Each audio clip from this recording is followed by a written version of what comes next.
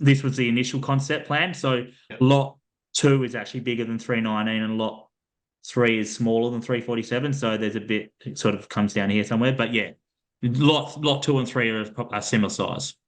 Property flipping can be great. You know, you can make $50,000, $100,000, $150,000 profits. But if you want to make, you know, $500,000, $1 million profits, you probably need to be doing property development. So how did you go about finding it in the first place? Yeah, well, so letterbox drops is how I pretty much find all my deals. So whether it's flipping and then also for this as well, you know, for the development one was exactly the same. I did a letterbox drop and that's how I found the deal. Coincidentally, like this is the only coincidental property that I've found out of all the properties I've got from letterbox shops. But it turned out my wife actually, we were way down south in Margaret River and my wife got a phone call from a lady that she worked with that came up on her phone. Oh, Lynn's calling me. And then she was on the phone and I could hear them talking about this house that she had for sale. And I was just like, my wife's not into real estate like I am. And then I was like sounding the eagle, like, what's going on here? Like, and then she's like, she got the phone. She was like, oh, Lynn got our letter. Like, she wants to, yeah, she's obviously her mum died. It's a deceased estate.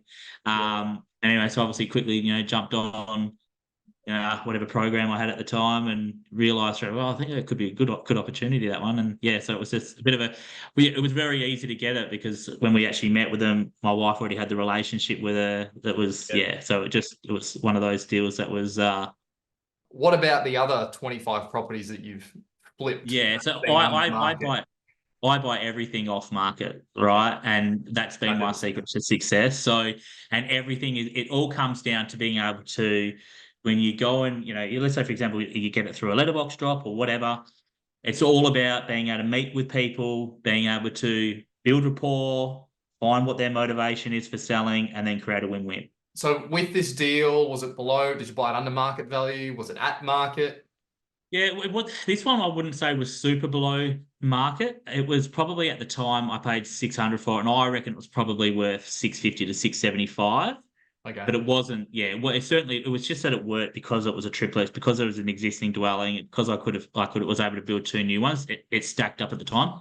It wasn't like crazy profit at the time. Like there was probably 350 or something like that in it at the time. Yeah. So I remember you mentioning it to me, and I remember that number was about 350, and I think it was close to 20. I think it was just a touch under 20% margin. Yeah, it was around the 20% mark. You know, it was tight, right?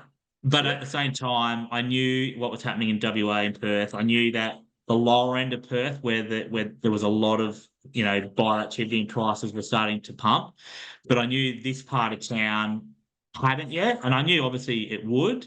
And, you know, I looked at data and that, you know, that was indicating that, you know, that strong growth was sort of, you know, approaching sort of thing. So it was really the timing that made this deal, you know, work. So you bought it for 600. It's probably worth 10% more, 660. So you got some equity at the start of it. You were projecting 350-ish profit, which is now almost tripled on that. And that's the power of development. And keep in mind, if the market goes the other way, your profits can also diminish quite substantially. It's because of the duplication factor, because you're building 3. And obviously, if you're building 33, it duplicates more.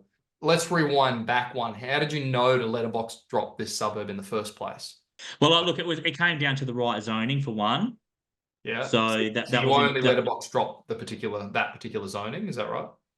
Well, so for example, in this council, there's only a handful of suburbs which can be rezoned. So for one, rezoned or developed, rezoned for development. So, you know, initially it was R20 back in the day, and then, you know, probably however many years ago they changed it. So there's selective streets within the suburb that are R30, R40, R60. So this has the highest zoning in the suburb, this particular location. Just for everyone's knowledge, the R30, 40, 50, and 60, which is very specific to Perth and WA, why is it beneficial to retain the house as opposed to demolish and build 4, for example? So this particular site, you could have demolished the house and put 4 on there, but instead you kept the house and then you only did the 2. So from like somebody looking at this for the first time, they're thinking, well, isn't 4 houses better than 3? So just explain to us what the advantage is for people that don't know. Yeah, so it comes down to obviously how much the construction costs are going to be. So you know, I could have put 4 on this one, and they would have been, you know, at the time it would have been about 300 grand per dwelling. That's So construction cost, you mean? construction cost, yeah. Yeah. So it would have cost to build 4 houses would have been 1.2. But Yep. the advantage of retaining one house is you've only got to renovate it. So Yeah, you're not actually and having what was that, like 40 grand? oh Or? look, you know, you could easily renovate for less than 100K. Yeah, so what did you spend on the renovation of the Well, I house? spent a bit more because we converted it to a 4x2 from a 3x1. And that does give it significant uplift. So, and there was other things because we decided to live in this property for a little while. So we did extra things that we didn't need to, like a wall at the front, electric gate, and all that sort of stuff. So we made the spec better than if I was just going to keep it purely as a rental at the start. So we ended up spending 140 or something like that on it. Okay.